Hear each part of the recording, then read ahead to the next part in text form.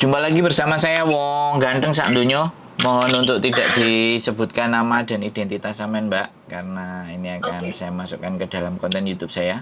Bagaimana oke, dan oke. seperti apa ini, Mbak? Kira-kira ada yang bisa dibanting, Mbak? Mas, Dibantu? sebelum saya tanya-tanya ke Saman, saya boleh cerita dulu ya. Oh, masuk masuk YouTube ya, Mbak. Sekali lagi saya infokan masuk YouTube. Bagaimana? Pokoknya Oke, jangan sebut nama oke, ya. oke, oke. Gimana gimana? Aku kan em, bulan 2 kemarin diintermin sama bosku toh. Hmm. Terus aku nggak pulang, cari lagi di sini udah dapet. Sebelumnya aku sebenarnya bulan 7 ini aku kan finish. Tapi sama bosku bulan 2-nya aku diterminate.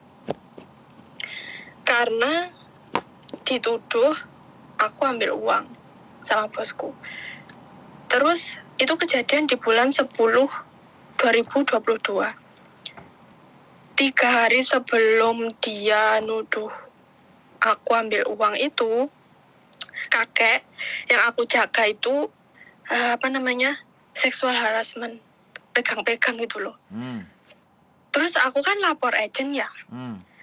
Terus agent udah ngomong ke bosku, kata agentku, kamu udah ngomong belum? Aku mau ngomong takut. Soalnya takutnya bosku tuh nggak pernah percaya sama aku kan. Terus akhirnya agent nyampaikan ke bosku, tapi bosku tetap nggak percaya tuh. Akhirnya di 3 hari setelah kakekku hansap itu, aku dituduh ambil uang sebesar $5.000. Lah aku kan nggak merasa ngambil ya. Jadi ya aku ngomong nggak tahu. Setelah itu mereka pasang CCTV. Oke, 2 bulan setelah kehilangan uang itu, kakekku ngomong dompetnya hilang lagi. Kan ada CCTV ya sekarang. Ya aku ngomong kalau gitu cek aja CCTV di mana. Udah dicek, katanya nggak ketemu. Gitu. Akhirnya lapor polisi. Polisi datang ngecek kamarku, di kamarku nggak ada. Terus pas polisi udah pulang, dia ngomong dompetnya ketemu di tumpukan baju. Aku pikir oh ya udah ketemu, tapi ternyata dia masih nuduh aku. Kakek nggak mungkin naruh dompet di atas tumpukan baju-baju. Tapi kan kenyataannya memang di tumpukan baju-baju yang naruh kakek sendiri. Ada CCTV. Aku suruh lihat di CCTV, katanya bukan kakek yang naruh kakek nggak mungkin naruh di atas tumpukan baju-baju. Lah gimana, kan ada buktinya toh. Terus akhirnya bulan 2 kemarin tanggal 18 aku diterminate.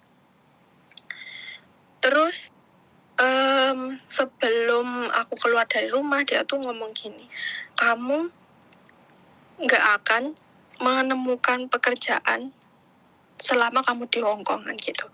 Ya aku pikir cuma nakut-nakutin ya mas ya. Sekarang waktu itu aku bulan 2 akhir udah dapet majikan baru. Terus kata agent ya nunggu dulu sekitar 2 bulan. Oke, aku udah nunggu hampir 2 bulan. Sekarang aku kemarin dapet surat dari imigrasi, katanya visaku ditolak tuh.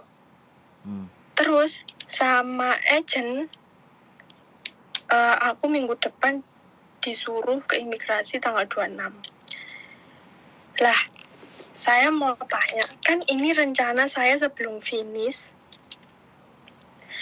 Saya finish bulan 7, saya dulu ada plan sekitar bulan 3 atau 4. Mohon maaf ya, saya cerita pribadi saya nih. Bulan 4 saya mau apply nikah sama orang sini. Tapi keburu saya diterminate gitu. Terus aku pikir ya udah cari bos dulu supaya aku paling enggak aku punya visa tinggal di sini gitu. Terus ternyata sekarang visaku nggak turun juga, ditolak. Kalau misalkan aku apply nikah bisa nggak ya Mas? Kalau posisiku sekarang kayak gini. Sekarang sampean di dalam majikan atau nunggu visa? Nunggu visa. Kalau sampai nunggu visa terus menikah, itu berarti double pengajuan. Kalau menikah, sampean bisa, menurut saya. Waktu bisa 1 bulan atau kita tergantung jadwalnya merit register. Kalau syaratnya sampean dipenuhi, syarat suami dipenuhi, selesai. Nah, untuk apply visa sampean itu masih membutuhkan waktu dan verifikasi berbagai hal. Iya. Nah, itu kan timing lagi. Nah, makanya mending satu-satu dulu. Kita tunggu visanya ini, barulah. Kenapa kemarin kalau sampean memang menikah, nggak calon suaminya sampean aja yang ngejeng? Soalnya dia sendiri di sini. Ya nggak apa-apa walaupun sendiri. Jaga dia, rumahnya dia, ukurannya sekian, cari agent, dibicarakan, baru dijeng loh. Kalau memang dia pendapatannya masuk, rumahnya ada, kalau ditanya sama imigrasi kenapa kok butuh pembantu, kan kamu cuma tinggal sendiri dan begini, ya saya mau bersih rumah saja, ya dikuatkan alasannya. Yang penting kan persyaratannya cukup, rumahnya ada, gajinya ada, sendiri kan nggak apa-apa. Pasti itu akan ditanyain, tapi dia ketulis surat loh, biar tinggal sama sampean. Udah visa turun, ibaratnya kalau sudah visa turun baru nikah. Jadi step-stepnya seperti itu. Nah, aku nggak ngerti, sampean telepon sama sayanya baru sekarang. Nah, kalau sampean baru sekarang, sampean paksain apply nikah, berarti double 2 visa nantinya. Sampean menikah, habis menikah itu masih 1 bulan, sampean nunggu visa. Kalau menikahnya itu berhasil, visa sampean masih belum turun, terus sampean apply visa lagi, double 2 visa. Nah, di situ imigrasi akan lebih melihat sampean lagi. Makanya satu-satu dulu. Halo? Iya, halo? Gimana? Nah, itu penjelasan Jadi, saya. Oke. Jadi, kalau menurut Mas, saya harus ngapain dulu? Majikan. Cari majikan dulu? Iya. Tapi Majikan dulu. ditolak kemarin. Udah ditolak sama imigrasi. Nah, terus katanya dapat lagi. Lah kan aku bulan 2 kemarin udah dapet toh. Ditolak. Nunggu sampai sekarang ini. Lah, kemarin aku dapat surat ditolak. Berarti pulang. Gitu. Iya. Oke, sampean pulang, si ngejeng calon suami sampean, piye? Bisa gitu. Ya bisa dong. Makanya temuin agent sama suaminya sampean. Agent pasti akan tahu, agent pilihannya sampean terserah. Kalau sampean percaya sama kami ya nggak ada masalah juga, terserah sampean. Tanyakan ke agent. Jadi syarat-syarat calonnya sampean itu bisa memenuhi syarat nggak kalau menurut agent itu. Kalau memenuhi syarat, jalankan. Sampean pulang Indonesia. Jadi sampean proses. Halo? Iya. Jadi karena memang imigrasi akan menelpon majikan sampean yang lama. Terus majikan lama menulis rekod macam-macam. Nah, sampean juga tidak memberikan kronologis cerita masalahnya sampean waktu keluar di majikan. Akhirnya imigrasi nggak punya pembelaan terhadap sampean gitu loh. Bisa dipahami nggak? Iya. Karena satu pihak dari majikan, harusnya sampean juga punya catatan kronologis ketika sampean kerja di tempatnya majikan itu. Karena ketika sampean dijelekkan, sampean juga kata dibalas dengan kata. Kan dia pasti telepon. Untuk mendapatkan majikan baru, imigrasi akan nelpon ke majikan lama. Rata-rata seperti itu. Kalau majikan lama udah ditelepon, nyampein yang jelek sama sampean, dan sampean sendiri waktu rilis letternya, surat terminate kontraknya itu sampean nggak memberikan lampiran untuk disodorkan ke imigrasi juga, akhirnya nggak ada sisi pembelaan dari sisi sampean kan Mbak, gitu ceritanya. Makanya kan tertolak karena ceritanya cuma satu pihak dari majikan. Nah, itu yang kadang-kadang teman-teman tidak menyadari bahwa laporan kalian juga itu atau rilis letternya kalian itu juga sebagai pertimbangan untuk imigrasi menentukan visa sampean berikutnya. Nah, jadi disinilah ini pemahaman kepada teman-teman yang memang harus setidaknya teman-teman itu care dengan itu. Nggak cepet-cepet keluar, terima duit, hak-haknya diterima, tapi masa depan selanjutnya tidak dipikirkan. Nah, itu salah satu contohnya. Nah, makanya sekarang berunding dulu sama calon. Kan sampean sudah dipastikan harus pulang. Visa ditolak. Nah, aku nggak ngerti tiket yang dari majikan lama tadi masih ada apa enggak gitu loh. Masih berjalan apa enggak dari rentan waktu ketika sampean finish atau interminate sampean finish kan? Interminate. Oh, interminate. Harusnya interminate itu sebenarnya aku nggak ngerti juga ya. Tapi aku memproses beberapa teman-teman interminate itu masuk gitu loh. Terus satu hal juga kemarin overstay 4 hari, overstay 4 hari itu pun bisa diterima visanya, dan 2-3 hari kemarin masuk ke majikan. Tapi kenapa sampai ada masalah? Nah, ini kan yang aku belum bisa korek banyak. Ya memang imigrasi itu punya wewenang penuh terhadap visa. Tapi kan kronologisnya kita cerita sampean kan cuman begitu, kita belum detail. Karena enggak ketemu. Nah, jadi sekarang yang harus sampean lakukan adalah apakah calon suami sampean tadi mau ngejeng sampean, itu yang harus dibicarakan dengan agent. Kalau iya, jeng aja. Sampean pulang dulu ke Indonesia, mungkin lebaran di Indonesia, relax, teleponan sama calonnya, nanti setelah kelar ya baru sampean hidup sama majikan, visa turun misalnya. Setelah visa turun ya sudah, lanjutkan proses nikahnya. Nikah, habis nikah apply visa, beres. Halo? Berarti kalau kalau misalkan sekarang aku langsung nikah itu tambah ribet ya? Ya, kalau nikah sih nggak ada masalah, Mbak. Tapi kan nikah tidak menjamin sampean untuk tinggal di Hong Kong. Persoalannya di situ. Yang menjamin sampean tinggal di Hong Kong itu visa. Dan visa menikah itu dependent. Nah, kalau sampean sudah menikah dengan majikan ini, nah otomatis wong sampean tetap harus pulang. Artinya ya boleh, nggak ada masalah sampean mau nikah. Berarti nanti tinggal ngurus dependent visanya. Sampean pulang dulu. Intinya kan sampean pulang dulu ini. Iya, harus pulang dulu. Untuk mengamankan posisi. Nggak bisa stay terus di Hong Kong. Karena imigrasi sudah nyuruh sampean pulang. Tidak mengizinkan visa sampean. Jadi ya menikah itu siapa saja di Hong Kong boleh, Mbak. Jadi tolong dibedakan antara menikah dan izin tinggal. Visa itu beda. Dua hal yang berbeda. Saya kemarin juga dari Indonesia menikah. Nemenin orang Indonesia menikah yang beda agama. Tapi dia nggak ingin tinggal di Hong Kong. Dia menikah aja. Udah selesai menikah pulang lagi ke Indonesia. Boleh. Oh, kalau misalkan kita nikah aja di sini terus nggak tinggal di sini tuh boleh ya? Boleh.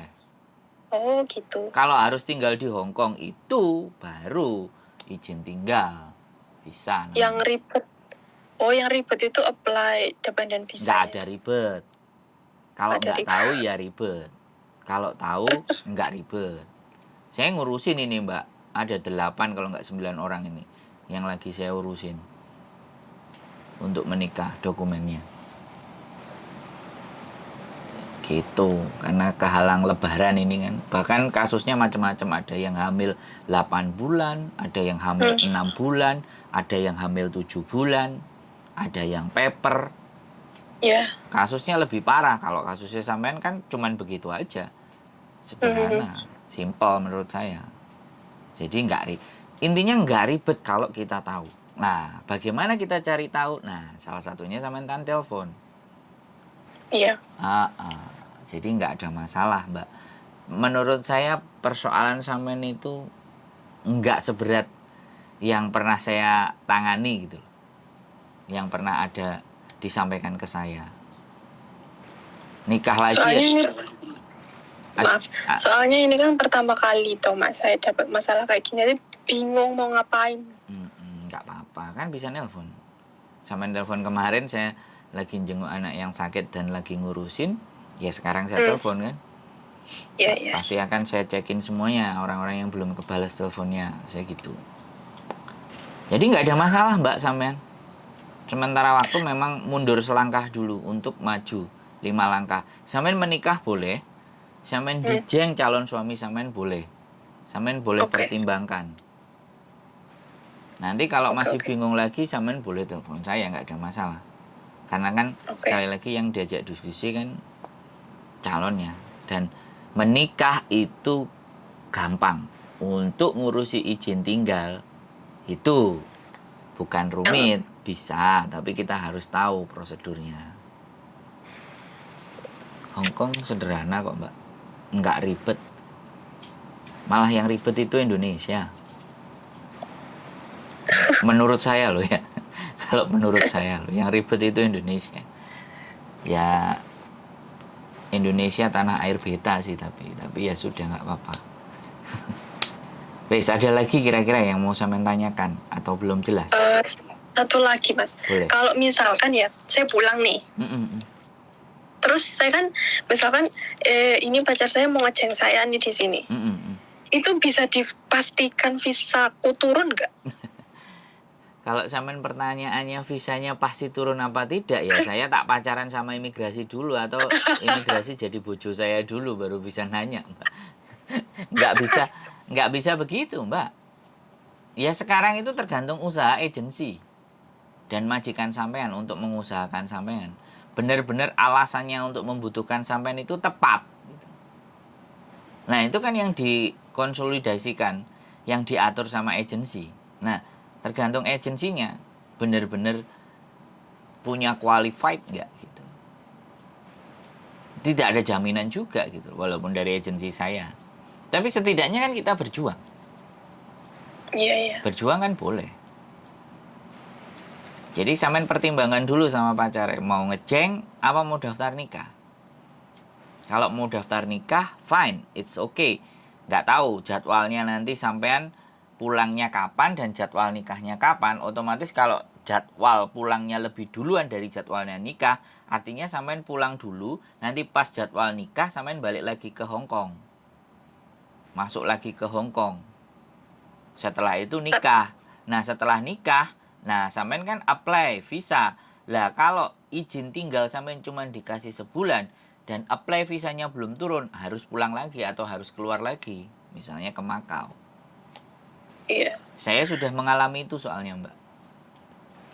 Istri saya apply nikah, apply dependent, visa saya belum turun, tak tinggal ke Jepang. Begitu turun, istriku berangkat ke Jepang, bawa visanya, bawa saya masuk ke Hong Kong. Begitu ceritanya Mbak. Saya juga pernah mengalami nih proses seperti sampean kayak gini. Tapi saya ada 5 kali juga dideportasi Mbak.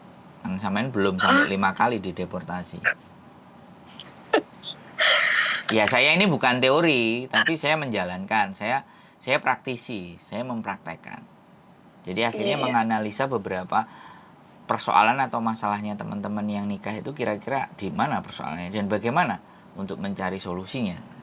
Itu Mbak, praktisi bukan teori. Karena saya jalani. Dapat istri saya itu juga perjuangannya lumayan Mbak. Jadi termasuk sampai nanti mau dapat calon suaminya sampai ini ya juga harus perjuangan, dan perjuangan itu harus kita jalani untuk mendapatkan sesuatu yang jauh lebih baik kan, seperti itu Mbak. Nggak ada masalah. Iya. Menurut saya sampai tidak ada masalah. Menurut saya loh ya. Tapi Bu, menurut sampean. Menurut saya nggak ada masalah. Masih. Berarti bukan masalah yang besar nih ya Mas. Bukan masalah yang besar kalau cuma majikan aja. Majikan orang Hongkong biasa aja. Aku boleh ngomong gak? Apa? Ngapain? Kamu ngomong apa? Bojoku ini mau ngomong katanya, ikut-ikutan ngomong. Oke. Ngomong. Selamat pagi Mbak. Salam kenal. Halo Mbak. Iya. Ini sedikit dong. Saya Yuli Mbak ya. Ya halo Mbak Yuli. Saya tahu sampean. Oh iya. Nah ini cerita sedikit tentang masalah proses kerja di Hong Kong dan menikah Iya. kayak gitu ya. Kalau dari saran ini kan sampean mencari beberapa sumber saran kan, kayak gitu. Bulik Iya. mana yang mau yang dipakai kayak gitu. Kalau menurut saya, sampean apply nikah, ya kan? Oke. Terus biar sampean nggak buang-buang waktu kayak gitu. Sampean apply nikah, selepas menikah, otomatis kan nanti sampean ke Makau terus masuk Hong Kong lagi kan cuma dikasih visa turis walaupun sampean sudah ada surat nikah kayak gitu kan. Nah itu bojone sampean untuk sesegera mungkin untuk memasukkan proses Dependent. persiapan untuk dependen sampean. Nah itu perlu waktu ya, paling cepat itu biasanya 2 bulan kayak gitu kan, paling lama 6 bulan tergantung dokumen kelengkapan karena kan pernikahan antar 2 negara kayak gitu kan. Nah kalau Iya, dari iya. pihak suami itu pasti suami udah tahu lah kayak gitu tentang persyaratannya normal lah, rumah kayak gitu kan, terus habis itu masalah gaji, slip gaji atau pajak tahunan, terus Hong Kong ID, terus dia tidak punya utang piutang yang sudah dikeluarkan oleh lembaga pemerintah Hong Kong kayak gitu kan. Nah terus dari pihak sampean juga harus menyiapkan dokumen ya, mungkin sampean juga sudah mencari informasi ya untuk kelengkapan menikah di Hong Kong itu adalah sampean gadis atau janda statusnya? Gadis, oke. Jadi KTP, EKTP ya, yang statusnya belum pernah menikah, EKTP, KK, Iya. akte, dan surat izin orang tua. Semua itu harus translate dalam bentuk bahasa Inggris, kayak gitu. Dan itu sampean harus siapkan secepat mungkin kayak gitu supaya sampean nggak buang-buang waktu karena sekarang sampean sudah 2 kali, 1 kemarin di interminate, 2 coba untuk proses dengan majikan baru ternyata dapat amplop merah kayak gitu kan. Visanya nggak bisa turun dan harus pulang ke Indonesia kayak gitu kan. Jadi Iya. jalan satu-satunya yang bisa menyelamatkan sampean itu adalah calon suami sampean untuk segera menikah dan apply dependent visa sampean. Cuma sampean harus sedikit agak sabar untuk nunggu visanya. Kalau memang nanti sampean kan bisa tuh sampean visanya kan dikasih jatuh tempo nggak tahu sampai kapan kayak gitu kan. Nah, Iya. selama sampean masih di Hong Kong secepat mungkin untuk urus jadwal pernikahan. Nanti kalau visanya sampean sudah habis, sampean bisa ke Makau, terus masuk lagi ke Hong Kong, kan sudah ada jadwal pernikahan tuh. Nah itu dimasukkan ke imigrasi waktu sampai masuk Hong Kong. Kalau ditanya, kalau nggak ditanya ya nggak apa-apa, pasti dapat 1 bulan ke Hong Kong lagi turis kayak gitu kan, statusnya sampai turis kayak gitu. Nah disitulah sampai melangsungkan pernikahan. Nah selepas melakukan pernikahan sesegera mungkin suami sampean dan sampeannya untuk masukkan proses dependent visa. Persyaratannya apa yang saya sebutkan tadi kayak gitu. Terus habis itu baru sampean pulang ke Indonesia, mungkin 2 bulan nunggu kabar dari suami, dari imigrasi. Nanti kalau visa sudah approve baru sampean bisa ke Hong Kong pakai dependent visa. Terus sampean bisa untuk proses ganti Hong Kong ID kayak gitu Mbak. Ini kalau dari saran loh ya, ini saran saya aja sih untuk mempersingkat waktu, cuma sampean harus menikmati prosesnya karena nggak cepet, nggak instan kayak gitu. Oke, mohon maaf Mbak, kan posisi saya sekarang nih kan nggak ada visa toh sekarang ini. Terus kalau misalkan saya langsung apply sekarang juga, maksudnya ya hari-hari inilah, gitu, berarti saya harus nunggunya di rumah atau gimana? Gini, nanti sampean sama suami datang ke lembaga pernikahan kayak gitu ya. Nah, sampean bawa paspor, terus cuma paspor aja sih karena kan sampean statusnya sudah selesai kan kontraknya, visanya habis toh. Habisnya kapan? Yang kontrak kemarin. Yang sekarang proses ini kan sampai dikasih tanggal waktu sampai kapan? Tinggal belum tahu, suratnya di agensi. Loh Mbak, sampean harus tahu loh, ini izin tinggal sampean jangan sampai overstay. Iya, soalnya sekarang mereka kan libur. Jadi besok saya baru bisa ambil suratnya gitu. Oke, sampean bawa surat itu, yang penting sampean di Hong Kong tidak overstay kayak gitu ya. Nanti biar sampean tidak ada masalah waktu sampean mau apply nikah kayak gitu ya. Sampean tinggal datang ke lembaga pernikahan sama suami, terus habis itu nanti dari lembaga pernikahan akan dikasih jadwal kapan ada waktu untuk menikah. Soalnya kan yang menikah bukan hanya 1 orang kan Mbak, kayak gitu kan. Iya. Banyak kayak gitu kan. Jadi kapan ada jadwal mau diambil apa enggak? Kalau mau ya sampean harus datang sama suami suami ke pernikahan itu pada waktu tanggal yang sudah sampai ambil, yang sudah ditentukan oleh lembaga pernikahan kayak gitu. Terus sambil membawa 2 saksi. Bahasa Inggris sampai bisa nggak percakapan Inggris? Bisa. Oke, berarti kan nggak perlu translator, cuma 2 saksi aja kayak gitu Mbak. Oke. Walaupun sekarang sampai tidak ada visa kerja ya, sampean bisa untuk proses untuk pengajuan menikah itu bisa selama sampean tidak overstay kayak gitu. Oke. Kalau saksinya itu kita bawa sendiri atau gimana? Sampean bawa sendiri dari pihak suami boleh, dari pihak sampean boleh, yang penting di atas 18 tahun. Saya juga boleh. Oke, bisa ya Mas ya? Bisa. Terima kasih. Gaweane jadi saksi. Gitu Mbak, jadi supaya sampean yang sat waktunya sampean kan wis nggak banyak lagi nih kayak gitu. Iya. Visanya dia oke. Sampean dari penjelasan bojo saya, sampean bisa paham nggak? Bisa narik kesimpulan nggak? Yang paling penting itu. Paham. Jadi pertimbangkan itu. Jangan nanti banyak pilihan malah sampean sing kudu tak lakoni kan. Itu bahaya. Kan telepon cari solusi penjelasan, malah telepon malah bingung, repot kan. Iya betul.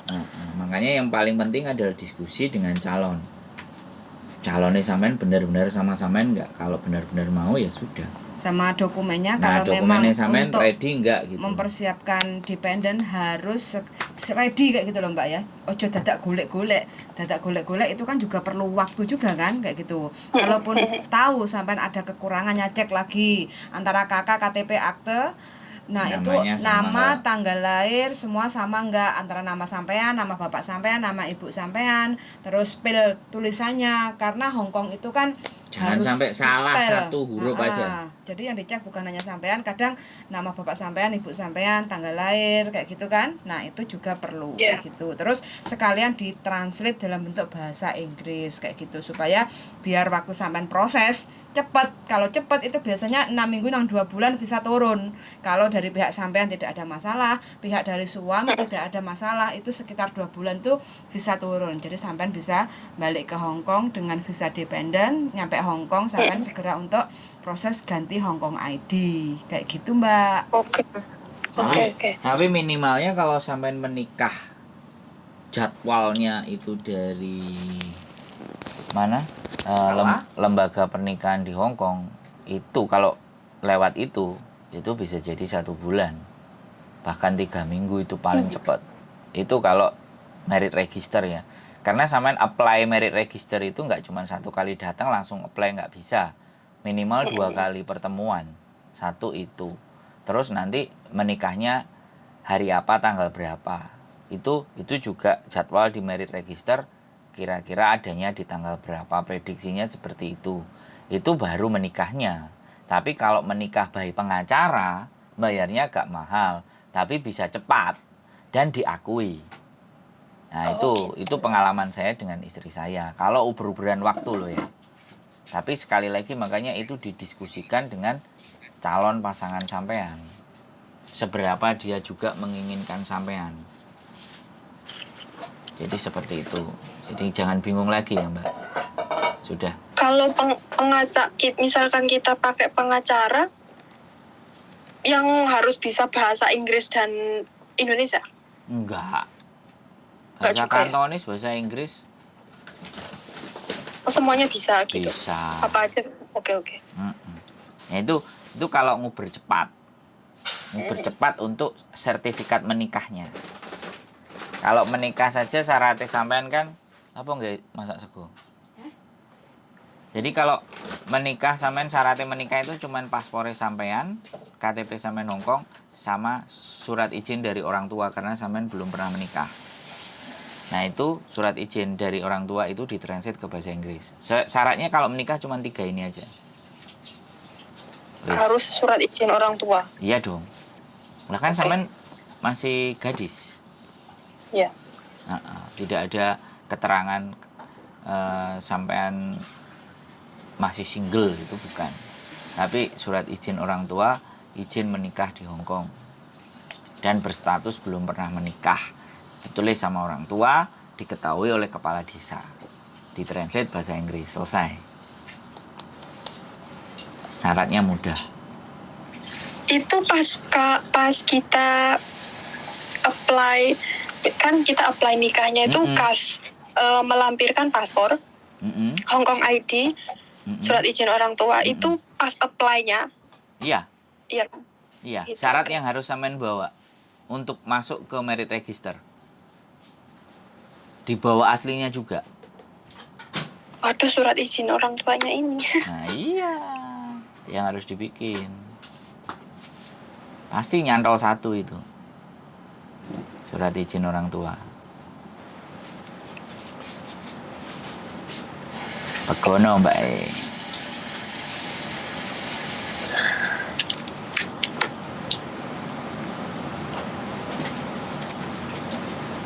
Halo? Iya loh. Wes? Ada bingung, ada bimbang, ada apa? Apa hubungannya sama orang tuanya kurang Nggak usah ditanyakan lagi kok. Ya, kita kan sudah menyodorkan menu. Soto, sego goreng, jangan asem, jangan lodeh, jangan tewel. Nah, bagaimana cara menikmatinya? Muluk, nggak tangan, nggak sendok, nggak sumpit. Sampean sing nentokno. Komplit iki, Mbak. Wes, apalagi yang menjadi bingung. Wes. Katanya mau meneng mikir sampean. Mikir. Masalahnya satu lagi, Mas. Nah, boleh. Kalau saya harus mendapatkan surat izin orang tua, berarti kan masih perlu waktu lagi tuh. Ya pastinya. Ya kan? Lah, makanya berarti kalau misalkan visaku udah pasti nggak banyak di sini. Kalau misalkan aku apply, terus surat izin orang tua nyusul, pasti nggak bisa. Harus bareng-bareng. Ya bisa. Iya. Oh, bisa. Bisa. Jadi appointment ya, sampean appointment. Nah, ketika appointment bikin janji dengan merit register sampean sama calon, jebret. Syaratnya ini. Oh ya. Oke, belum selesai. Ya wes, kami tunggu appointmentnya. Nah, begitu selesai appointment, berkas-berkas terselesaikan, sampean ditanya, kamu mau tanggal berapa? Dia pasti akan begitu. Nah, sekarang kecepatan sampean untuk mendapatkan surat itu sejauh mana? Itu pertanyaannya. Oke. Kecepatan sampean mendapat surat izin dari orang tua. Hari ini ditelepon, datang ke tempatnya Pak Lurah, dibikinin Pak Lurah, ya kan? Atau justru orang tua sampean bisa bikin, tulis taruh ke tempatnya Pak Lurah, diketikno Pak Lurah ngesai stempel bahwa menyatakan sampean anaknya ini juga misalnya. Oh ya, orang tua ini benar. Nah, mengetahui kepala desa, jebret, wis. Baru dikirim ditranslate dulu di lembaga translate. Kalau nggak mau kirim ke Hongkong dulu, sampean ke KJRI translate. Makanya kan karena kita belum tahu visa sampean itu kapan berakhirnya. Akhirnya kalau kata bojoku, jutking dulu ke Makau. Balik lagi kalau diterima. Kalau nggak diterima, nah balik ke Makau lagi jatuhnya. Kalau aku balik Hongkong Makau sudah pernah sampai 23 kali nggak putus. Hampir satu kontrak yang sampean. Wah, berarti pas aku nunggu surat dari orang tua, kalau misalkan visaku habis nih, aku ke Makau nih. Iya. Terus balik lagi ke Hongkong. Ya, ngurus nikah. Lah iya. Kalau sampean bisa nyodorin itu ke suami sampean dan suami sampean, calon suami sampean maju sendiri ke lembaga pernikahan, nggak apa-apa. Itu yang dilakukan bojoku dulu. Tapi bojoku pakai pengacara. Jadi sampean nggak ada di tempat. Sampean nggak ada di Hongkong. Mempelainya itu nggak daftar di Hongkong. Oh, misalkan aku pulang Indonesia gitu. Jadi calonku yang ngurus sendirian. Yes. Pakai pengacara. Kalau saya dulu istri saya karena nggak sempat dia pakai pengacara. Tapi kalau calon suaminya sampean itu ngurus sendiri ke lembaga pernikahan boleh. Oh gitu. Iya, itu juga bisa. Nanti pas ada jadwal nikah kan ada suratnya tuh. Nah, suratnya sampean bawa, sampean terbang ke Hong Kong.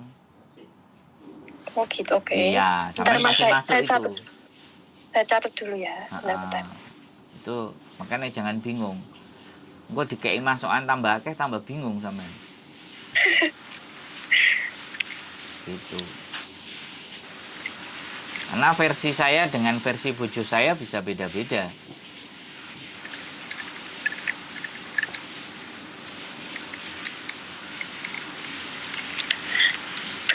Berarti gini ya. Kalau saya misalkan sama calon saya apply, misalkan hari ini gitu. Terus udah masuk nih, tapi cuma paspor sama ID saya toh. Terus saya visaku habis, aku pilih pulang ke Indonesia. Gitu bisa? Nggak bisa. Sekali apply itu kalau syaratnya belum lengkap tidak diterima. Oh berarti harus semuanya lengkap dulu, saya pulang Indonesia. Sampean nggak pulang ke Indonesia, yang apply calon suami sampean itu boleh. Mempelainya cuma satu orang calon suami sampean itu boleh. Nggak tanpa sampean itu boleh. Oh gitu. Jadi nggak perlu saya gitu maksudnya. Bukan nggak perlu saya, kan sampean nggak ada izin tinggal. Lah, makanya yang dibilang sama sampean, yang dibilang sama istri saya, kalau sampean nggak ada izin tinggal, sampean keluar dulu dari Makau, ya kan, sambil nungguin syarat, misalnya nggak pulang Indonesia. Nah, syarat sudah selesai, sampean bawa lagi, sampean apply sama bojo sampean boleh, gitu juga boleh. Kalau sampean visanya masih ada 1 bulan. Tapi kalau sampean tetap di Indonesia, yang ngurus semuanya calon suami sampean itu juga boleh. Masalahnya itu sampean sama suami itu apa harus bersama? Pertanyaannya kan itu. Apa mengharuskan sampean harus bersama? Kalau harus bersama begitu ceritanya. Tapi kalau nggak harus bersama, sampean nggak apa-apa, aman tunggu di Indonesia saja.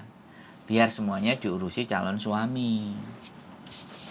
Karena ini sama sekali kita nggak membahas calon suami sampean lah. Dan kepribadian sampean loh. Nggak kepribadian calon suami sampean dan kesanggupan dia dengan sampean kan kita nggak bahas ini.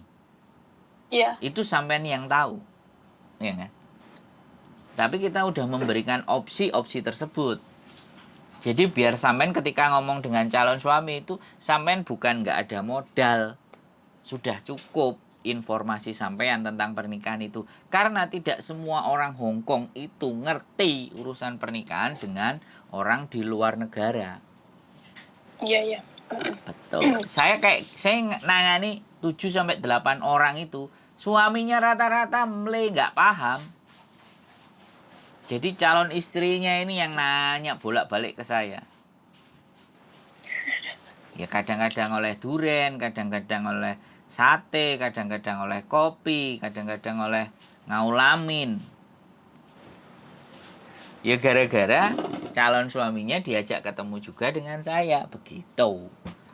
Malah saya sih wong Indonesia. Mereka malah wong Hong Kong. Jadi jangan dipikir semua orang Hong Kong itu tahu dan ngerti juga peraturan, enggak juga. Walaupun iya, soalnya dia juga nggak terlalu ngerti. Nah, kan? Gitu. Ya nggak apa-apa sampean jelasin. Kalau sampean benar-benar jelasin kan berarti sampean sudah paham. Kalau sudah paham, kalau dia memang mau sampean semuanya yang ngurusi, ya sampean harus punya visa dulu kan. Persoalannya kan itu tuh. Kalau sampean mau yang ngurusi sendiri, dia sibuk kerja. Nah, setidaknya kan sampean sudah ada bekal. Dari 39 menit yang saya sampaikan kan sampean sudah punya bekal, pengetahuan. Iya. Dan yang nonton subscriber saya, kalian juga dapat informasi. Jadi dari satu persoalan orang, yang pinter bisa banyak gitu loh, Mbak. Harapannya saya kan begitu bikin konten. Begitu ceritanya Mbak E. Intinya nggak ada masalah.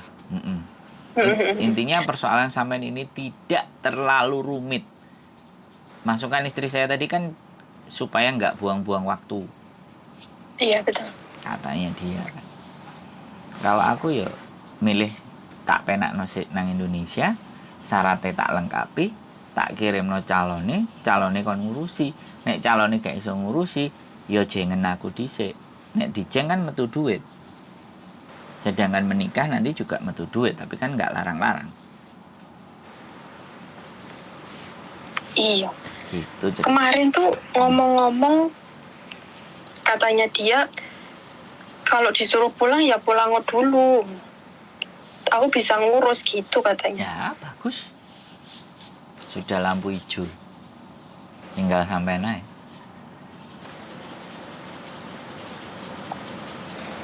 Gitu ceritanya. Oke, kalau misalkan nanti aku ada pertanyaan lagi, saya telepon sampean lagi nggak apa-apa ya Mas ya? Oh siap. Cuman ya kalau kayak kemarin lagi sibuk ya mohon dimaafkan. Oke, saya paham Pak. Iya, karena kadang-kadang sing diurusi akeh Mbak. Makanya prioritas. Kemarin kasihan soalnya di rumah sakit, dia masuk rumah sakit 3 bulan, tidak ada sama sekali yang menjenguk, keluarganya juga belum bisa dihubungi. Jadi makanya kita sama tim datang ke sana nengok kondisi dan keadaan. Terus kira-kira bagaimana tindak lanjutnya. Kita juga lagi semoga Mbak cepat sembuh. Kita lagi nunggu anak pertamanya itu apa responnya dari keluarga. Wedine iki nek gak dianggap karo keluarganya di Indonesia itu loh Mbak. Lah nek dipulangno kan ya moyong nek nang Indonesia gak ditampani. Nah itu yang juga sekarang coba kita lagi cari tahu kemarin. Ya itu sedikit cerita kenapa saya kemarin nggak fokus. Hari ini sudah fokus lagi kok. Itu Mbak nanti kalau ada sesuatu boleh perkembangan selanjutnya keep in contact. Kita jadi saksi siap untuk dokumen-dokumen. Kalau nanti saya update ke sampean lagi kalau misalkan ada perlu bantuan atau apa, saya telepon sampean lagi Mas. Tidak wajib loh Mbak ya, tidak wajib. Tapi saya hanya membantu. Oke. Terima kasih. Terima kasih waktunya Mas ya. Terima kasih. Assalamualaikum. Waalaikumsalam warahmatullahi wabarakatuh. Oke teman-teman semuanya, menikah di Hong Kong dan menjadi calon dai-dai atau calon nyonya di Hong Kong tidak sulit, tidak rumit, dan tidak ruwet. Salah satu persoalannya Mbak ini menurut saya sangat gampang. Cuman butuh waktu, butuh persiapan. Itu saja. Keep stay tune my YouTube channel and see you next video. Bye-bye.